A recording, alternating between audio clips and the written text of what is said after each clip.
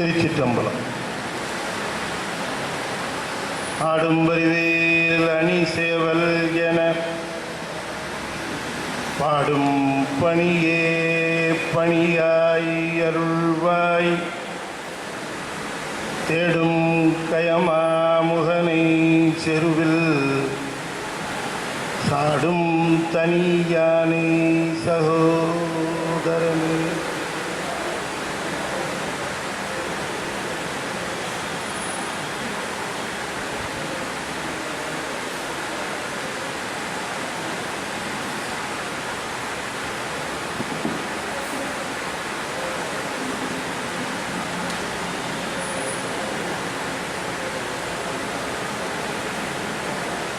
திருச்சிற்றம்பலம்.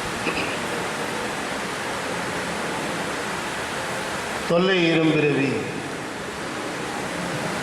சூழும் தலை நீக்கி அல்லலறுத்து ஆனந்தமாக்கியதே. எல்லை மறுவா நெறியடிக்கும் வாதவூர் எம்போன் திருவாசகம் என்னும் தேர். திருச்சிற்றம்பலம். எழுதரு மறைகள் தேரா இறைவனை எல்லில் கங்குல் பொழுதரு காலத்தென்றும் பூசனை விடாது செய்து தொழுதகை தலைமீதேற துளும்பு கண்ணீருள் மூழ்கி அழுது அடியடைந்த அன்பன் அடியவர்க்கு அடிமை செய்வாம். திருச்சிற்றம்பலம்.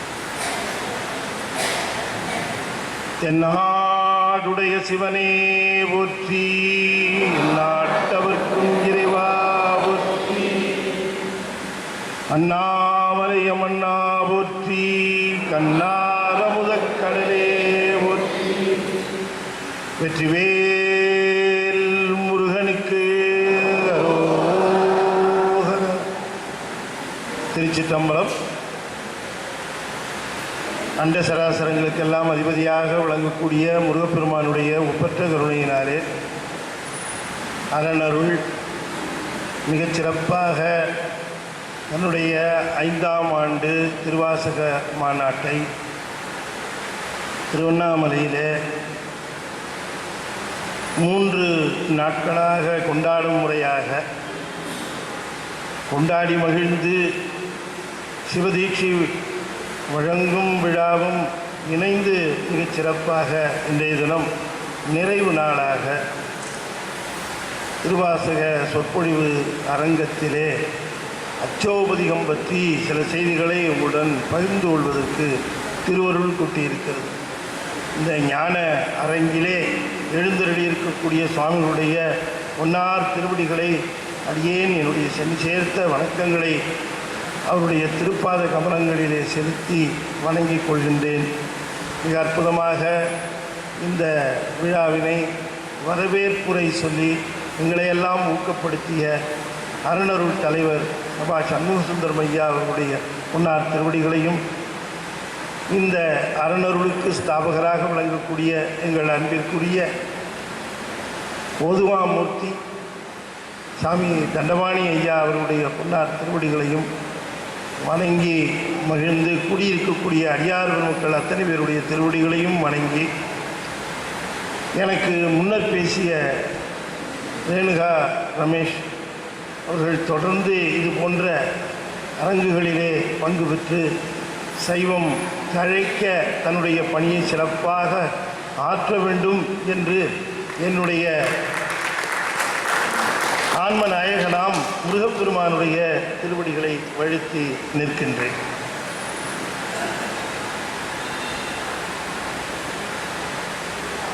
ஐயா சாமி தண்டபாணி அவர்கள் ஒரு செய்தியை நினைவுபடுத்தினார்கள். தலைவர் அவர்களும் குறிப்பிட்டார்கள். இப்பொழுது திருவாசக மாநாடு 5ஆம் ஆண்டாக நடக்கிறது. சென்னையிலே முதல் ஆண்டு அது துவங்கியது. முதல் ஆண்டினுடைய துவக்க விழாவிலே முதற் சொற்பொழிவாக சிவபுராணம் பற்றி பேசிய அடியேன் இப்பொழுது 5ஆம் ஆண்டிலே நிறைவு விழாவிலே நிறைவு சொற்பொழிவாக அச்சோபதிகம் பேசுகிறேன். எல்லாருக்குமா கிடைக்கும் இந்த வாய்ப்பு இல்லையா? அப்படி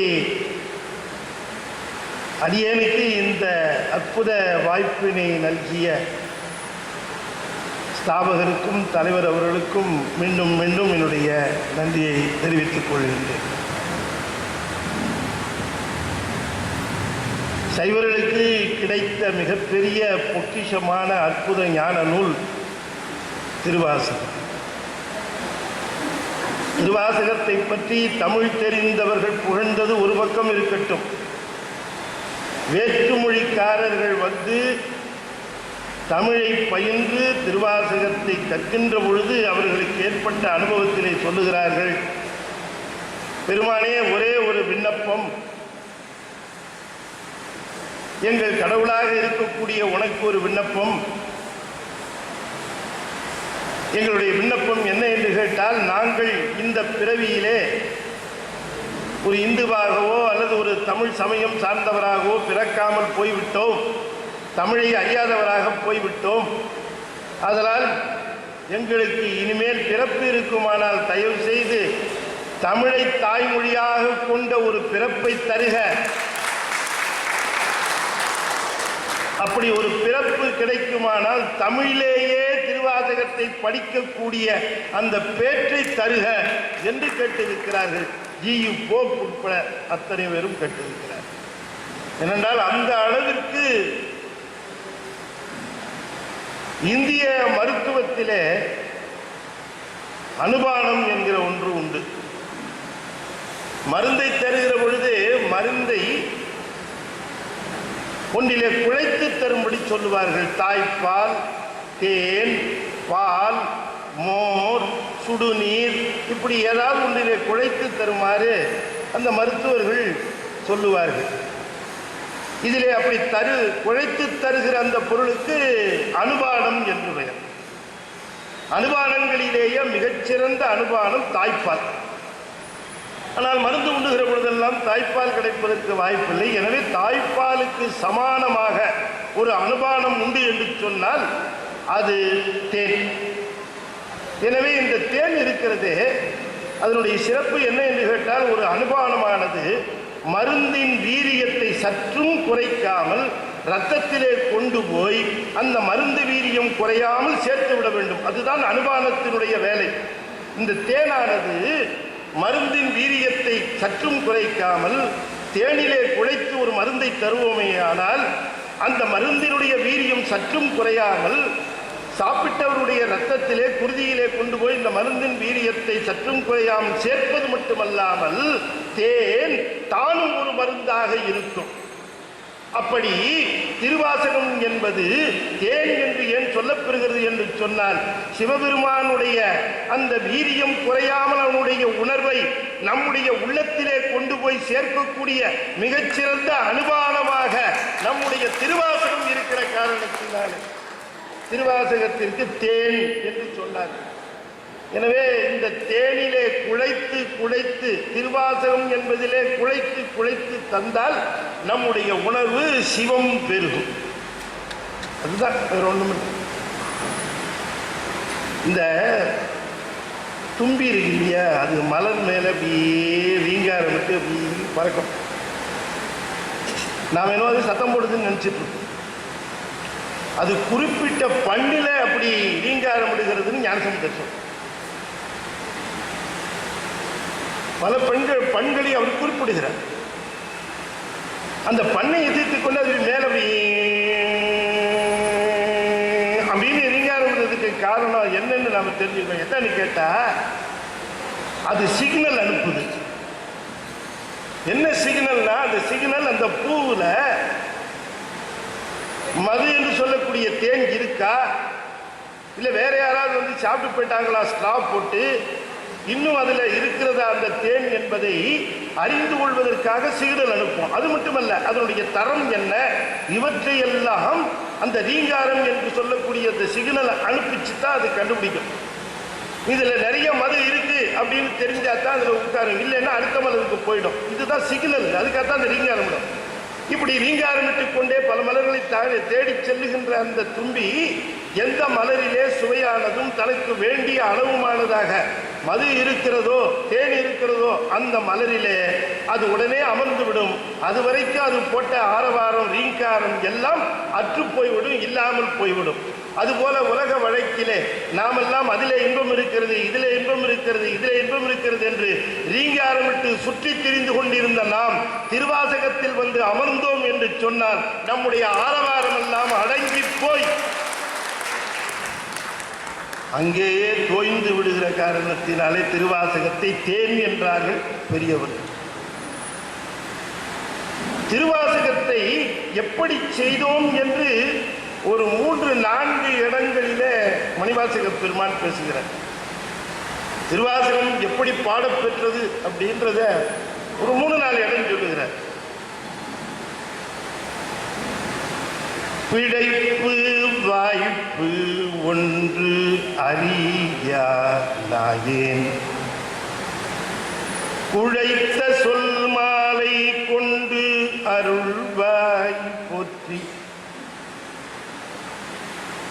பிழைப்பு வாய்ப்பு ஒன்று அறியா நாயேன். பிழைப்பு தவறு, வாய்ப்பு நல்லது. இந்த நாயானது வீட்டில் பார்த்தீங்கன்னு சொன்னால் ரொம்ப விசுவாசமாக இருக்கும் எஜமான்ட்ட. அன்பர்களே, ஒரு சிறிய செய்தி சொல்லுகிறேன். நாயை பற்றி பல இடங்களிலே மணிவாசக பெருமான் பேசியிருக்கார் திருவாசகத்தில். ஆனால் அத்தனை இடங்களிலும் அதை தாழ்வாக பேசினார்னு எடுத்துக்க முடியாது. சில இடங்களில் அதை சிறப்பாகவும் சொல்லியிருக்கார்.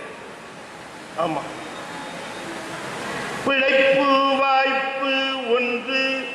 இந்த நாய் அந்த எஜமான் மேலே ரொம்ப அன்பு. எஜமான்கிட்டயே சுற்றி சுற்றி வரும், காலை சுற்றி சுற்றி வரும். எஜமானுக்கு சாப்பாடு கொடுப்பாரு, சாப்பிடும். சாயந்தரம் தோட்டத்தில் உலாவுவார், கூடவே உலாத்தும். இப்படி விட்டு பிரியாமல் இருக்கும் இந்த நாய். ஒரு நாள் எஜமான் ஊருக்கு போயிட்டுவார், ஃபாரின் போயிட்டார்.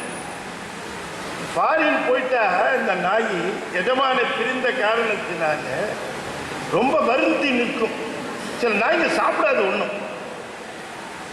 எனக்கு தெரிஞ்ச நண்பர் ஒருத்தர் இருக்கிறார் மதுரையில், மகாலிங்கம்னு பேர். நான் வீட்டுக்கு போகும்பொழுதே அந்த வாசலில் ஒரு நாய் படுத்துருக்கோம். லொல்லு பயங்கரமாக குறைக்கும். ஆனால் அவர் உடனே சொல்வார், சாமி நம்ம ஐயா அப்படின்னு ஒன்று டக்குன்னு உட்காந்துடும். அப்படி உள்ளே கூட்டு போய் சொல்லுவார், ரொம்ப அன்புங்க என் மேலே அவன். நான் 2 நாள் ஊருக்கு போயிட்டேன்னா சாப்பிடவே மாட்டாங்க. அவன் தட்டை கொண்டு போய் வச்சா கூட சாப்பிட மாட்டான் அப்படின்னு சொன்னவர் இன்னொன்று சொன்னார், ஆனால் வீட்டில் இருக்கவங்களாம் சாப்பிடுவாங்கன்னார்.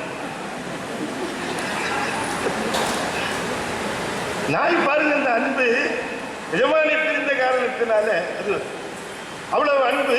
ஊருக்கு போயிட்டாரு, இது தோட்டத்தில் உலாத்துது. எஜமா இங்கே தானே போவார், இங்கே தானே வருவார் அப்படின்னுட்டு அந்த தோட்டத்தில் உலாத்திக்கிட்டே இருந்தது. எஜமா ஊர்லேருந்து வந்துவிட்டார். கேட்டை திறந்தாங்க, கார் உள்ளுக்குள்ளே வருது. ஏர்போர்ட்லேருந்து வர அப்படி வந்த உடனே எஜமா கார் வந்துருச்சு, எஜமா வந்துட்டாருன்னு தெரிஞ்சு வந்தால் நான் என்ன பண்ணோம்? அந்த தோட்டத்திலேருந்து 4 கால் பாய்ச்சல்ல பாஞ்சி அந்த காருக்கிட்ட வரும். கார்லேருந்து எஜமா இறங்குறாரு. எஜமா என்ன போட்டிருக்காருன்னு சொன்னால் 25,000 ரூபாய் மதிப்புள்ள ரமான் சூட்டு போட்டிருக்காரு. லைட்டில் வந்துருக்கு.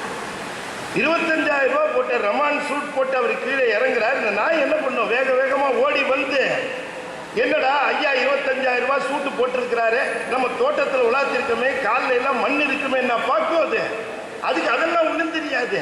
அது உடனே 2 காலையும் தூக்கி அவர் மேலே இப்படி வச்சுக்கிட்டு அன்பை காட்டுவதற்காக தன்னுடைய நாக்கினாலே அவர் முகத்தை நக்க ஆரம்பிச்சிடும். மணிவாசகர் சொல்லுகிறார், இந்த நாய் போல நானு, நாய்க்கு எப்படி நல்லது கெட்டது தெரியாதோ அது போல எனக்கும் நல்லது கெட்டது தெரியாது. அன்பு செலுத்தத்தான் தெரியுமே தவிர பிழைப்பு வாய்ப்பு ஒன்று அறியா நாயேன்.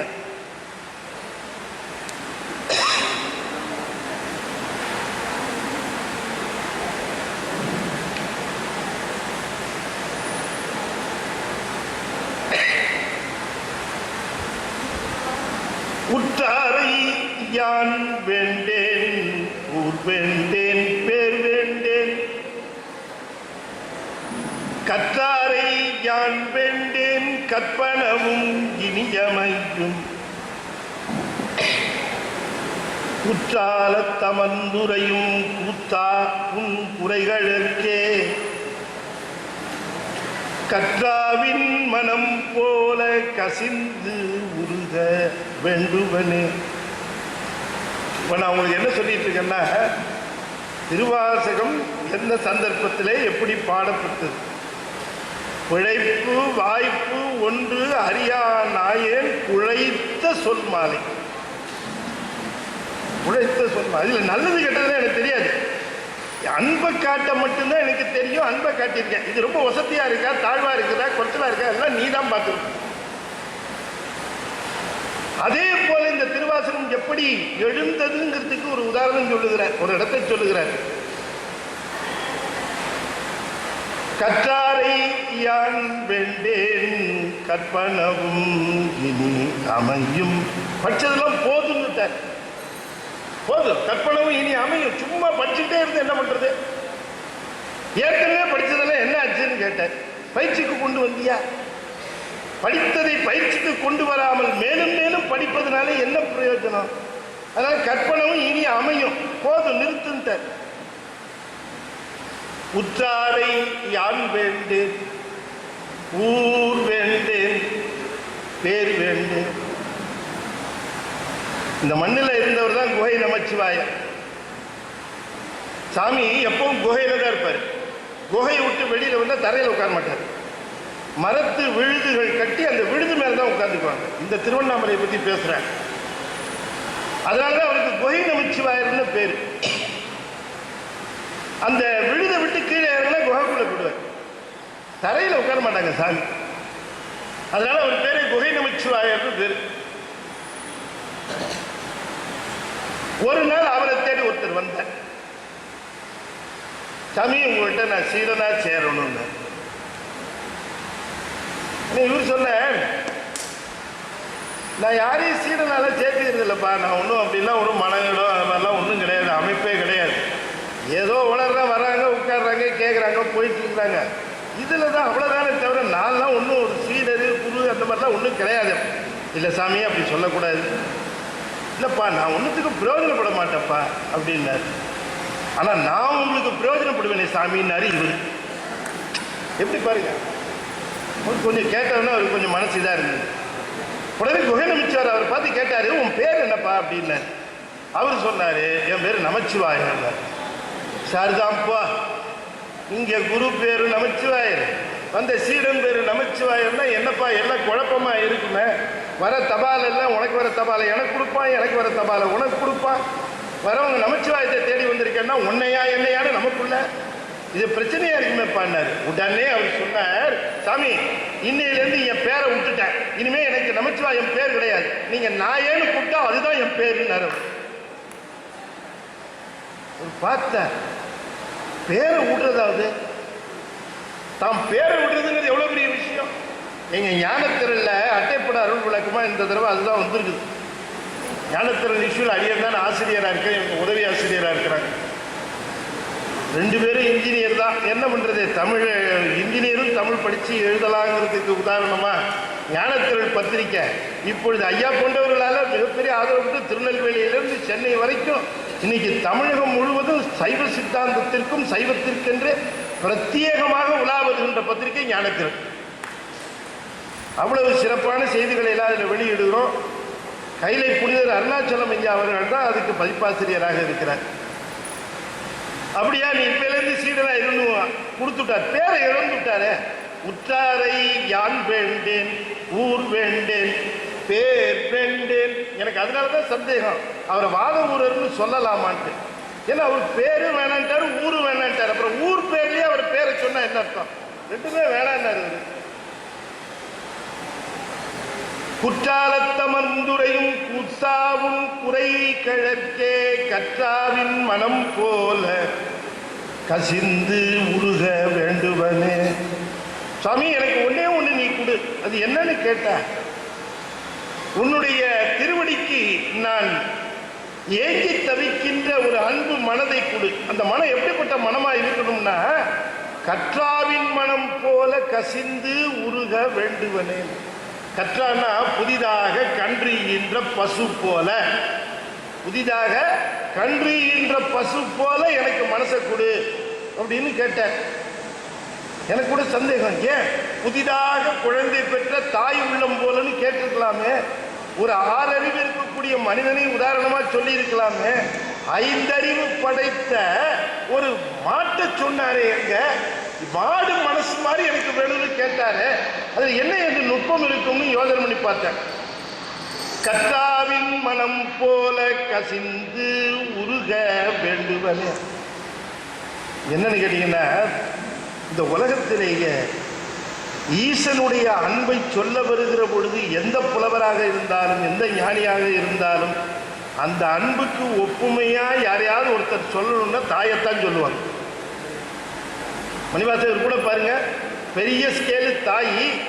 இந்த உலகத்து பிறவிகளிலேயே மிக உயர்ந்த பிறவி தாய், மிக இழிந்த பிறவி நாய். மிக உயர்ந்த பிறவியாகிய தாயை காட்டிலும் சிறந்தவன் நீ, மிக இழிந்த பிறவியாகிய நாயை காட்டிலும் கீழானவன் நான். நாயில் கடையாய் கிடந்த அடியேற்கு தாயின் சிறந்த 2 லிமிட்டையும் போட்டார். தத்துவன மேல் லிமிட் நீ, நான் கீழ் லிமிட். இந்த கீழ் லிமிட்டுக்கும் கீழே நானு, நீ மேல் லிமிட்டுக்கும் மேல. நாயின் கடையாயினர், நாயை விட நீ தாயில் சிறந்த. அப்ப தாயத்தான் நினைத்து பார்ப்பதற்கு தோன்றும். அந்த தாயினுடைய, அதான் பால் நினைந்தூட்டும் தாயினும். அப்ப இந்த தாயை சொல்லி இருக்கலாமே அப்படின்னு நினைத்து பார்க்கிறோம். ஆனா இவருக்கு என்னன்னா, இந்த கன்று பசு தான் யாருக்கு இருந்தது பாருங்க. 12ஆம் திருமுறையாக இருக்கக்கூடிய பெரிய புராணம் செய்த சேக்கிழார் திருவாசகம் முழுமையும் நன்றாக படித்திருக்கிறவர். அவர் எழுதலையே தவிர, ஏன்னா திருத்தொண்டர் புராணம் திருத்தொண்டர் தொகையில மணிவாசகர் பற்றிய குறிப்பு இல்லை என்கிற காரணத்தினாலே, திருத்தொண்டர் திரு அந்தாதியிலேயும் அந்த குறிப்பு இல்லை என்கிற காரணத்திற்காக சேக்கிழார் வழிநூலாக இருந்ததுனால, விரிநூலாக இருந்ததுனால அதுல மணிவாசகரை பற்றி குறிப்பிடலை. ஆனால் அவர் காலத்திலே 12ஆம் நூற்றாண்டிலே திருவாசகமும் மணிவாசகரும் பிரபலமாகத்தான் இருந்தார்கள். நம்முடைய சேக்கிழார் பெருமான் பல திருவாசக கருத்துக்களை எடுத்து அப்படியே கையாளுவார். இப்ப கூட பாருங்க, அவர் திண்ணனாருடைய அன்பை பற்றி சொல்லுகிற பொழுது, திண்ணனார் மலை மேல போனார். மலையில இருக்கக்கூடிய அந்த மருந்திசராக இருக்கக்கூடிய குடுமித்தேவரை பார்த்தார். குடுமித்தேவரை பார்த்த உடனேயே அன்பு மிக ஊட ஓடி சென்று தழுவினார், உச்சி மோந்தார். அருமையா 2 கேள்வி கேட்டார். சாமியை பார்த்து 2 கேள்வி கேட்டார். முதல் கேள்வி, சாமி நீங்க தனியாவா இருக்கிற அப்படின்னு கேட்டார். நம்ம இன்னைக்காவது கேட்டிருக்கோமா? சாமி தனியா தான் இருக்கும், நமக்கு நல்லா தெரியும். 2வதா இன்னொன்னு கேட்டார், சாமி நீ சாப்பிட்டியான்னு கேட்டார். என்னைக்காவது கேட்டிருப்போம், நமக்கு நல்லா தெரியும் சாமி சாப்பிடாதுன்னு. அந்த தைரியத்தில் தான் சாமிக்கு முன்னாடி அவ்வளோ வைக்கிறோம். சாமி ஒன்றுன்னா உருவ ஆரம்பிச்சதுன்னு வச்சுங்க, அவ்வளவுதான் வைப்பீங்க. இது என்னையா பெரிய ஆபத்தால இருக்குது அப்படின்ட்டு தகுத்துருவீங்க. இது கேட்குற சாமியை பற்றி, சாமி நீ சாப்பிட்டியா சாமி? நீ சாப்பிட மாட்டேன்னு தோணுது எனக்கு, நான் போய் எடுத்துட்டு வரேன் உனக்கு அப்படின்னு கிளம்புறார். கிளம்புனவர் போகிறார். போதுவார், மீளச் செல்வார், உச்சி மூந்தார். பாருங்க, அவரை விட்டு பிரிய மனசு இல்லை. குடும்பத்தேவரை விட்டு போதுவார், திரும்பி பார்க்கிறார், மீள போதுவார், தழுவுவார், உச்சி மூந்தார், மீளச் செல்வார். சாமிக்கு ஏதாவது சாப்பிட கொடுக்கணுமே திரும்பவும் போனார். இந்த அன்புக்கு ஏதாவது ஒரு ஓமை சொல்லணும். சேக்கிழார் தேடி தேடி பார்க்கிறார். சேக்கிழார் நினைக்கிறார், அன்புக்கு ஓமை சொல்லணும்னா அது திருவாசகத்துல தான் கிடைக்கும். அதனால திருவாசகத்திலிருந்து எடுப்போம்னு எடுத்தார். திருவாசகத்தில் மணிவாசகர் என்ன சொன்னாரோ அதை அப்படியே எடுத்து திருப்புலம்பர்ல சொன்னதை சொல்லுகிறார். கன்று அகல் புனிற்று ஆப்போல்வார். சேக்கிழார் என்ன சொல்றாரு? கன்று அகல் புனிற்று ஆப்போல்வார். கன்று குட்டியை விட்டு பிரிகின்ற தாய்ப்பசு போல இருந்தார்கள். நம்ம அடிக்கடி மணிவாசகர் சொல்லுவார், ஈர்த்தென்னை ஆட்கொண்ட எந்தை பெருமானே. எது எதை ஈர்க்கும்? என்ன திடீர்னு சைலண்ட் ஆயிட்டீங்க? எது எதை ஈர்க்கும்? காந்தம், காந்தம் இரும்பை ஈர்க்கும். அவ்வளவுதான், கரெக்டு தான். சரி, காந்தம் இரும்பை ஈர்க்கும். இதுல காந்தம் யாரு, இரும்பு யாரு? ஈர்த்து என்னை ஆட்கொண்ட. யாரு காந்தம் யார் இரும்பு சொல்லுங்க, பரவாயில்ல, தப்பு இல்லை. சிவபெருமான் காந்தம், மணிவாசகர் இரும்பு. கரெக்ட், சரியா சொன்னீங்க. அப்ப இந்த காந்தமானது இரும்பை ஈர்க்கிறது, இரும்பு நகருது. இப்ப நல்ல கவனமாக சொல்லணும், பதில் சொல்லணும். ஏன் சார் இந்த சயின்ஸ் எல்லாம் மறந்து போய்த்தானே நாங்கள் நிம்மதியா இங்க வந்தோம், இங்கேயுமா இந்த அக்கப்போரு அப்படின்னு நினைக்கக்கூடாது.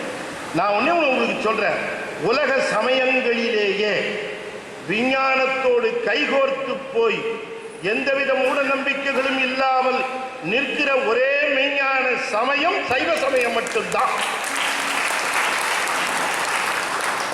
நீங்க எந்த பாஸ்டுலேட் வேணா கொண்டாங்க, நான் சயின்ஸ் பிரகாரம் நிரூபிச்சுக்காரு.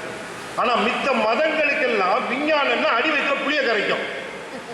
விஞ்ஞானமா அது வேண்டாம், அதை தள்ளி சரிப்பட்டு வராது நமக்கு. விஞ்ஞானத்தை படிச்சோன்னா அபச்சாரம், விஞ்ஞானத்தை படிச்சா சாமி கண்ணை குத்திடும், இப்படி சொல்லி பயமுறுத்துவார்கள். ஆனா நம்முடைய சமயமோ விஞ்ஞானம் தெரிஞ்சுக்க, அந்த பகுதியின் உண்டை பிறக்கம் அளப்பெரும் தன்மை வளப்பெரும் காட்சி ஒன்றனுக்கு ஒன்று நின்ற எழில் பகரில் 101 கோடியின் மேற்பட விரிந்தன. என்ன சயின்ஸ், என்ன பாஸ்டுலேட்ஸ், அந்த முதல் 4 வரியில போட்டு பின்னி எடுத்துட்டார். யாரு? மணிவாசக பெருமான். அவர் கண்டுபிடிச்சு சொன்னதெல்லாம் ஆஃப் லேட் 19ஆம் நூற்றாண்டு கடைசியிலேயும் 20ஆம் நூற்றாண்டு ஆரம்பத்திலேயும் தான் விஞ்ஞானிகள் சொன்னார்கள். அதை எத்தனையோ நூற்றாண்டுகளுக்கு முன்பாக மணிவாசக பெருமான் அற்புதமா சொல்லிவிட்டார். தமிழ இந்த பூமிக்கு ஞாலம்னு பேர் வச்சான். பேர் வைக்கிறது என்ன பேரு? ஞாலம். ஞாலம்னா தொங்குறதுன்னு அர்த்தம். பாருங்க, இந்த பூமி சஸ்பெண்ட் ஆகி தொங்கிட்டு இருக்கு, சஸ்பெண்டட். என்ன அழகா பாருங்க, அவனுக்கு அந்த ஞானம் பாருங்க. இன்னைக்கு உலகத்திலேயே மிக அதிகமானவர்களால பின்பற்றப்படுகிற சமயம் என்று சொல்லப்படுகிற ஒரு சமயத்தில் மிக அதிகமாக விற்கப்படுகிற ஞான புத்தகம் என்று ஒரு புத்தகத்தை வைத்துக் கொண்டிருக்கக்கூடிய ஒரு சமயத்தில் என்ன எழுதியிருக்குன்னா, உலகம் தட்டை அப்படின்னு எழுதி.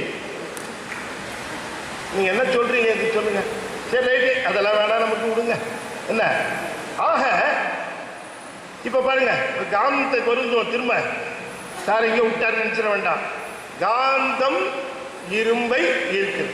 அப்ப காந்தம் இரும்பை ஈர்க்கிற பொழுது எது அப்படியே இருக்கும், எது நகரும்?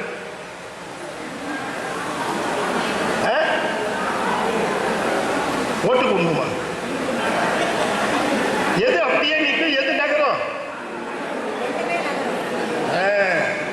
எப்பவுமே நான் என்ன பண்ணுவேன், இந்த ஆடியன்ஸை இன்ட்ராக்ட் பண்ணி இழுத்தே பேசுவேன்.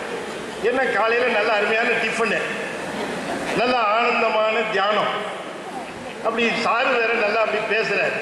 அப்படி எல்லாரும் இந்த நாங்களாம் வாத்தியார் பாடம் நடத்தி பழக்கம் இருக்குல்ல, இந்த முன்வரிசையில் உட்கார்ந்துருக்க 2-3 பசங்கள்லாம் பார்த்தீங்கன்னா எங்கதான் இந்த வித்தியை கத்துக்கிட்டான்னு தெரியல, கண்ணை திறந்து வச்சே தூங்குவான்.